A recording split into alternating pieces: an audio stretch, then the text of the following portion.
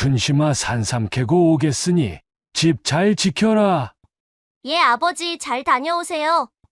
옛날 어느 깊은 산골 마을에 산삼을 캐어 장사하던 한 사내가 살고 있었습니다. 그에게는 하나밖에 없는 딸이 있었으니 이름은 춘심이라 하였습니다. 춘심이는 얼굴이 곱고 마음씨도 착하여 마을 어른들 모두가 아끼는 아이였습니다. 춘심아 뭐해? 노을자? 춘심이의 옆집에는 엿장순의 가족이 살았는데 그 집에는 또래인 사내 아이 오덕이가 있었습니다. 두 사람은 아기 때부터 함께 자라났고 둘도 없는 친구가 되었습니다. 양쪽 부모가 장사로 며칠씩 집을 비우는 일이 잦았기에 춘심이와 오덕이는 서로에게 가족 같은 존재가 되어 주었습니다. 오빠, 우리 소꿉놀이 하자. 그래, 오빠는 아버지 할게. 너는 어머니 해. 춘심아, 우리 어른이 돼서도 아버지하고 어머니 하자. 그럼 내가 각시가 되는 것이야? 나는 오덕이 각시, 오빠는 춘심이 신랑이네. 그럼 우리 어른 돼서도 같이 노는 거다. 너 커서 내 셋이 되겠다고 약조해라. 응. 오빠, 두 아이는 그렇게 어린 마음으로도 함께 미래를 꿈꾸며 놀곤 했습니다. 마을 어귀에 핀 진달래꽃보다 초가 지붕에 내려앉은 눈보다도 더 순수한 우정이었습니다. 그러나 어느 날 허허허 구독 눌러주시면 이야기 만드는 힘이 되지요. 구독 꾹. 그런데 춘심이가 12살이 되던 해 봄 오덕이네 집에 커다란 변화가 닥쳤습니다. 오덕이 엿장수 아버지가 병을 얻어 장사를 더 이상 하지 못하게 되었고 집안 살림이 어려워지자 오덕이네는 거처를 한양으로 옮기기로 했습니다. 오덕이가 한양에 있는 큰 상단에 품팔이로 들어가게 되었습니다. 장사를 배워 돈을 벌겠다는 결심이었습니다. 떠나는 날 오덕이는 춘심이에게 다소곳이 약속하였습니다. 1년만 기다려. 내가 꼭 집을 사고 꽃신을 사올게. 춘심이는 작게 고개를 끄덕이며 말했습니다. 나는 오덕이 각시니까 기다릴게. 그렇게 오덕이네 가족은 이사를 가게 되었습니다. 춘심이는 매일같이 마을 어귀에 나가 오덕이가 돌아오는 길을 바라보았습니다. 하지만 1년이 지나도 2해가 지나도 오덕이에게서는 아무런 기별이 없었습니다. 편지도 사람의 말도 흔적조차도 닿지 않았습니다. 사람들은 말하기 시작했습니다. 도성 가면 사람이 변한다더니 그 오덕이도 마찬가지인가 보지. 기다리지 마라. 춘심아, 그 애는 이미 너를 잊었을 거다. 하지만 춘심이는 매일 새벽마다 장독대 앞에 서서 두 손 모아 기도하였습니다. 오덕이 오빠가 무사히 돌아오게 해주세요. 내가 꽃신을 신을 수 있게 해주세요. 춘심이의 마음은 산처럼 깊고 달빛처럼 고요했습니다. 오덕이가 떠난 지 어느덧 2년이 흘렀습니다. 그 사이 춘심이의 어머니는 병을 얻어 세상을 떠났고 아버지마저 깊은 병에 걸려 자리에 눕게 되었습니다. 어린 춘심이는 병든 아버지를 돌보며 산을 오르내려 산삼을 캐고 그걸 팔아 겨우겨우 생계를 이어나갔습니다. 하지만 하늘도 무정하다 하였던가요? 몇 달 뒤 아버지마저 세상을 뜨면서 춘심이는 14살 나이에 혈혈단신이 되고 말았습니다. 몸 하나 의지할 데 없는 처지가 되었지만 춘심이는 눈물 닦을 겨를도 없이 끼니를 걱정해야 했습니다. 마을 사람들은 안쓰러운 마음에 저마다 혼사를 주선하려 했습니다. 하지만 그녀가 시집을 가야 하는 상대가 봉다리라고 들었을 때 춘심이의 속은 타들어갔습니다. 봉다리는 마을에서 돈 많은 괴짜로 불리는 사내였습니다. 성격은 괴팍하고 나이는 춘심이보다 20살은 많았으며 어디 하나 순한 데 없는 사람이었습니다. 춘심이의 아버지가 생전에 봉다리에게 빚을 진 적이 있었고 그 일로 인해 봉다리는 춘심이에게 노골적인 태도를 보이기 시작하였습니다. 빚 대신 너를 받겠다. 돈을 갚지 못하면 내 아내가 되어야 한다. 그는 마치 물건을 흥정하듯 말하며 춘심이를 윽박질렀습니다. 춘심이는 분하고 속이 상했지만 뚜렷한 대책도 없는 처지였습니다. 그녀는 매일 밤 두 손을 모아 기도하였습니다. 오덕이 오빠 약속 잊지 않았지요? 제발 돌아와 주세요. 그 목소리는 이슬처럼 작았으나 절절한 마음만은 산을 넘고 하늘에 닿았습니다. 어느 날 아침 같은 마을에 사는 이모가 춘심이 집으로 찾아왔습니다. 이모는 대문을 벌컥 열고 들어서더니 방 안을 훑어보며 말을 꺼냈습니다. 너 이렇게 앉아있으면 밥이 나오냐, 떡이 나오냐? 이모는 털썩 자리에 앉으며 연신혀를 찾습니다. 이제는 부모도 없고 기댈 데도 없는데 내 처지를 좀 보란 말이다, 춘심아. 춘심이는 조용히 고개를 숙인 채 말했습니다. 저 기다리는 사람이 있습니다. 오덕이 오빠예요. 상단에 들어갔지만 돌아온다고 했습니다. 이모는 피식 웃더니 냉소 가득한 얼굴로 춘심이를 바라보았습니다. 오덕이? 그 애가 돌아올 거라고 아직도 믿고 있냐? 세상 물정 모르는 소리 작작 좀 해라. 춘심이의 얼굴이 붉어졌습니다. 하지만 끝까지 말을 잇습니다. 그 사람은 약속을 지킬 겁니다. 꽃신을 사오겠다고 했습니다. 그러자 이모는 목소리를 높였습니다. 꽃신, 지금 내 발에 신을 집신도 없는 마당에 무슨 헛소리냐.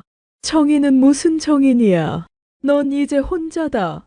여자가 밥벌이 어떻게 할 건데? 산삼 캐며 언제까지 버틸 건데?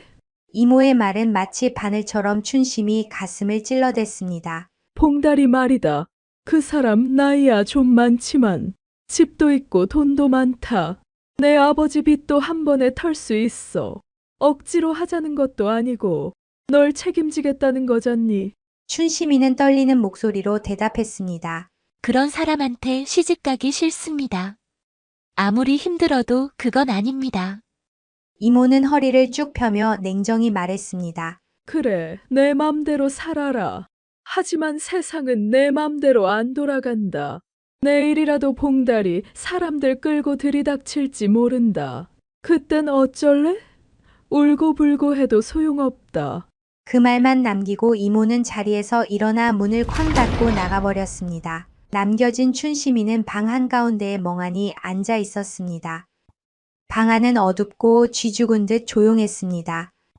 바람 한 줄기도 들어오지 않는 그곳에서 춘심이는 천천히 고개를 숙이고 울기 시작했습니다. 조용한 흐느낌이 점점 커지다가 끝내 억눌렀던 울음이 터져 나왔습니다. 오덕이 오빠 정말 나 잊은 건가요? 그렇게 밤을 지새운 춘심이는 새벽이 밝기도 전에 자리에서 일어났습니다. 더는 기다릴 수 없어. 이대로 있다간 그 괴짜놈에게 시집가게 생겼어. 그녀는 오래 묵은 보자기를 꺼내 몇 벌 안 되는 옷과 마른 약초 그리고 산삼을 싸고 짐을 쌌습니다. 봉다리가 언제 고고 올지도 모른다는 불안함이 그녀의 등을 밀었습니다. 이젠 내가 찾아가겠어. 오덕이 오빠가 있는 한양으로. 아직 어스름한 새벽 춘심이는 굳은 결심을 품고 산골 마을을 홀로 떠났습니다. 어디로 가는지 정확히 알 수 없어도 그 길 끝에 그가 있을 거란 희망 하나만을 품은 채였습니다. 춘심이는 굽이굽이 이어진 산길을 따라 한양을 향해 걸었습니다. 한 짐 가득 약초와 산삼이 든 보자기기는 무거웠지만 그녀의 발걸음은 단단했습니다. 마음 한구석에는 아직 오덕이에 대한 희망이 남아 있었고 그 믿음이 그녀를 앞으로 나아가게 했습니다. 어느덧 해가 중천에 올랐을 무렵 산을 내려오는 길목에서 흐느끼는 소리가 들려왔습니다. 낯선 울음소리에 춘심이는 걸음을 멈추었습니다. 아이고, 우리 아들, 어쩌노, 우리 아들을 어찌 살리면 좋을꼬? 마을 입구 나무 아래에서 한 여인이 울고 있었습니다. 아주머니 무슨 일이에요? 괜찮으세요? 춘심이가 다가가 말을 건네자 아주머니는 고개를 들고 눈물 범벅인 얼굴로 말했습니다. 아가씨, 우리 아들이 며칠 전부터 열이 나더니 오늘 아침 나무를 하고 산에서 돌아와 마당에서 쓰러졌어요. 의원에 갔더니 돈을 먼저 내라고 하는데 돈이 없어 아들이 죽게 생겼습니다. 일단 집으로 가보아요. 제게 약초가 있습니다. 정말요? 아이고 감사합니다 아가씨. 춘심이는 눈물 범벅이 된 아주머니와 함께 허름한 초가집 방 안으로 갔습니다. 방 안에는 열이 끓고 사경을 헤매는 사내가 누워 있었습니다. 춘심이는 보자기에서 약초와 삼을 꺼내어 다리고 사내에게 먹여 팔다리를 주물렀습니다. 기적처럼 열은 내렸고 한시름 돌리게 되자 춘심이는 아주머니에게 남은 산삼을 주며 말했습니다. 이 삼을 장에 팔아 그 돈으로 제가 말하는 약초를 약방에서 사오세요. 제가 다려서 아드님에게 먹이면 아드님은 금방 일어날 듯 합니다. 아가씨, 아니 됩니다. 그것은 아가씨의 전 재산 아닙니까? 아주머니가 당황하며 말렸지만 춘심이는 고개를 저었습니다. 괜찮습니다. 사람 목숨을 돈과 바꿀 수는 없습니다. 그리고 지금 곧바로 그 약을 먹이지 않으면 온전히 낫지 않으니 서두르세요. 아가씨, 너무 감사합니다. 제가 이은혜 꼭 갚겠습니다.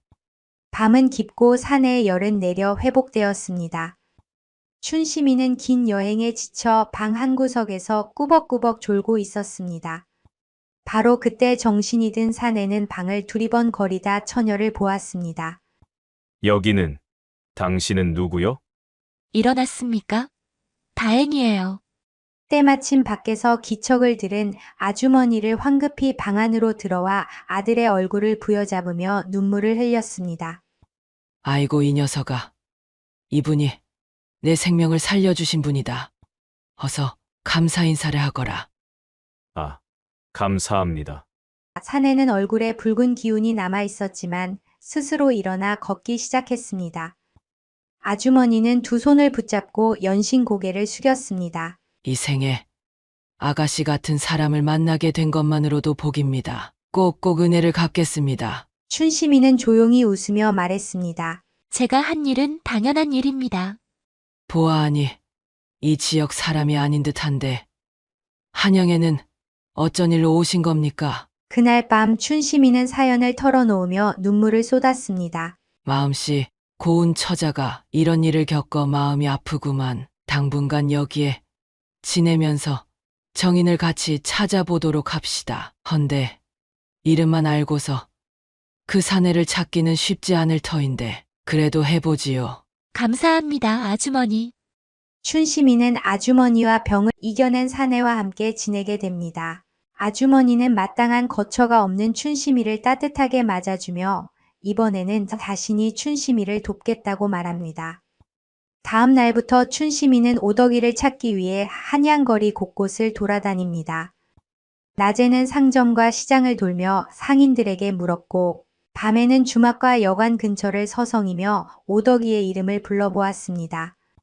그렇게 사흘 밤낮을 발이 닳도록 헤매었지만 오덕이의 흔적은 어디에서도 찾을 수 없었습니다. 지칠 대로 지친 몸과 마음이었지만 춘심이는 포기하지 않았습니다. 이 넓은 한양에서 그 사내의 이름만으로 찾기는 어려울 것 같은데 포기하는 게 어떠니? 아주머니, 저는 포기할 수가 없어요. 그렇구나. 그렇다면 우리 집에 지내면서 천천히 찾아보기로 하자꾸나. 죄송해요. 저도 마냥 신세를 질 순 없으니 내일부터 약초를 캐면서 벌이를 벌어 집에 보탬이 되도록 하겠습니다. 신세라니 너는 내 아들의 생명의 은인이야. 그런 말 말거라. 둘은 어느덧 가까워져 얼핏 모녀지간으로 보이기도 하였습니다.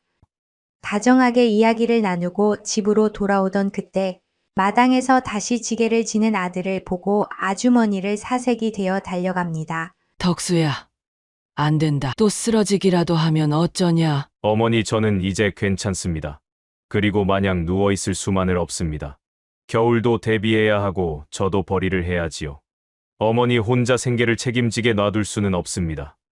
또 네가 쓰러지기라도 하면 어쩌냔 말이다. 이를 지켜보던 춘심이가 조심스레 말했습니다. 어머니, 제가 덕수 오라버니와 함께 산을 다니며 약초를 캐는 건 어떨까요?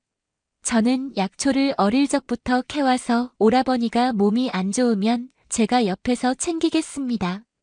아주머니는 춘심이를 바라보며 말했습니다. 정말 그래도 되겠니? 괜찮습니다. 저도 한양에서 머무는 동안 약초를 캐 생계를 이어가야 합니다. 덕수 오라버니와 함께 다니면 서로 의지할 수 있을 것입니다. 그리하여 이튿날부터 춘심이와 덕수는 함께 산에 오르기 시작합니다. 덕수는 도끼를 메고 나무를 하고 춘심이는 바구니를 둘러매고 약초와 산삼을 살핍니다. 날씨가 좋을 때는 멀리까지 다녀오고 비가 오는 날엔 산 아래에서 가까운 풀밭만 뒤졌습니다. 시간이 지나면서 둘은 서로를 언니와 동생처럼 여기며 금세 가까워졌습니다. 덕수는 춘심이의 짐을 대신 들어주었고 춘심이는 덕수에게 약초 이름과 쓰임을 하나하나 가르쳐 주었습니다. 이건 더덕입니다.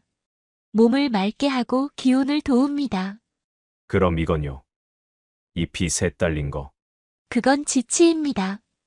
해독에 좋습니다. 춘심이는 어릴 적 오덕이와 함께 산을 타던 생각에 잠시 슬픔이 묻어났지만 곧 입꼬리를 올려 웃습니다. 덕수는 그 웃음을 가만히 바라보며 말합니다. 그분을 꼭 찾게 될 겁니다. 걱정 말아요. 그날 이후로 춘심이와 덕수는 한양 외곽의 산과 들을 누비며 함께 시간을 보내게 됩니다. 춘심이의 마음속에는 여전히 오덕이에 대한 기다림이 있었지만 낯선 땅에서 나란히 걷는 동행이 있다는 사실이 큰 힘이 되었습니다. 덕수는 춘심이 몰래 조용히 마음을 품고 있었습니다. 그녀가 웃을 때면 그 웃음이 햇살처럼 느껴졌고 산길을 함께 걸을 때면 어깨에 닿는 그림자조차 아까울 만큼 소중했습니다. 하지만 그는 그 마음을 말하지 않았습니다. 춘심이의 가슴 속에는 여전히 정인 오덕이가 있었기 때문입니다. 그 사람을 꼭 찾게 해주고 싶습니다. 그래야 당신이 웃을 수 있을 테니까요. 덕수는 쉬는 날이면 혼자 한양의 시장과 상가 골목 역관과 상단 주변을 돌며 오덕이를 찾았습니다. 사람들에게 조심스레 물었고 눈에 띄는 젊은 사내들을 하나하나 살폈습니다.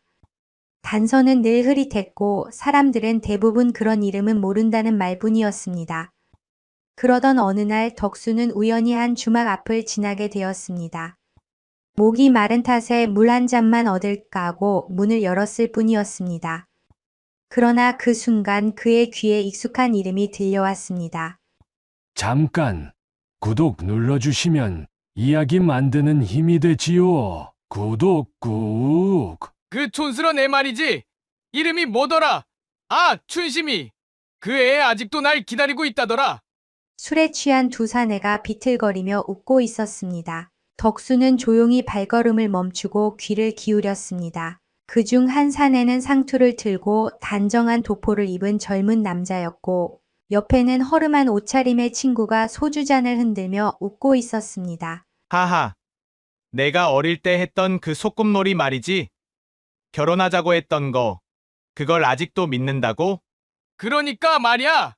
난 그냥 재미로 한 건데 걔는 진짜로 나랑 혼인할 줄 아나 보더라니까. 불알 친구 놈이 고향 다녀오더니 나한테 전하더라고. 아직도 날 기다리고 산에 들어갔대.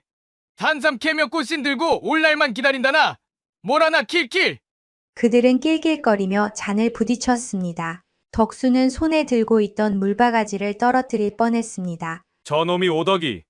그 순간 덕수는 마음속에 무겁게 자리하던 이름의 실체를 보게 되었습니다. 춘심이가 그렇게 순하게 애틋하게 기다려온 사람, 어릴 적 약속 하나에 마음을 다 맡긴 사람, 그 사람은 지금 한 여인의 진심을 주막 술잔 위에 안주감 삼아 내던지고 있었습니다. 덕수는 문득 사내의 허리춤에 매달린 장신구를 보았습니다. 자수 놓인 작은 부채에 적혀 있던 글귀는 성가상단 오덕, 그 이름이 틀림없었습니다. 그리고 곁에 앉은 또 다른 사내가 말했습니다. 야, 자식도 생기고 마누라도 생겼다며. 좋겠네. 촌구석 첫사랑은 그냥 추억 속에 놔둬라, 이제. 덕수는 그 말을 듣는 순간 숨이 턱 막혔습니다. 처자식도 있는 사람. 덕수는 더는 참을 수 없었습니다. 주먹은 이미 그의 생각보다 먼저 움직였습니다. 이게 무슨... 술잔이 깨지고 탁자가 뒤엎어졌습니다. 당황한 오덕이가 뒤로 넘어지고 그 옆에 사내는 뒷걸음질을 치며 비명을 질렀습니다. 내 놈이 사람 마음을 가지고 장난을 쳐. 그 아이가 어떤 마음으로 너를 기다렸는지 알기나 하냐? 덕수는 거칠게 소리치며 오덕이의 멱살을 움켜쥐었습니다. 오덕이는 눈을 부릅뜨고 소리쳤습니다. 이 미친놈이 어디서 갑자기 튀어나와? 다시 주먹이 날아들었고 오덕이의 입술에서 피가 터졌습니다. 객들이 술잔을 들고 하나둘 자리에서 일어섰고 주막 안은 금세 소란스러워졌습니다. 두고 봐라! 내 놈, 이 바닥에서 2번 다시 장사 못하게 해주겠다. 오덕이는 이를 갈며 일어났고 덕수는 한 주먹거리도 안 되는 오덕이의 멱살을 잡고 말했습니다. 낮은 목소리에 힘있는 어투는 허투루 말한 것이 아닌 살기가 묻어나왔습니다. 내 놈 한 번 더 입을 나불거리면 강냉이를 다 털어버리고 반신불구로 만들어주마. 한양 저자거리는 몇 년 전 올라온 네 놈보다 내 바닥이다. 이 바닥에서 다시는 장사를 못하도록 큰 상단 어르신들께도 네 실체를 말해야겠다. 한심한 오덕은 몸을 바르르 쥐새끼 마냥 떨며 말했습니다. 부탁이네 내 처자식들에게만은 말하지 말아주게. 여기 오늘 벌은 돈일세. 이거 놔주시게.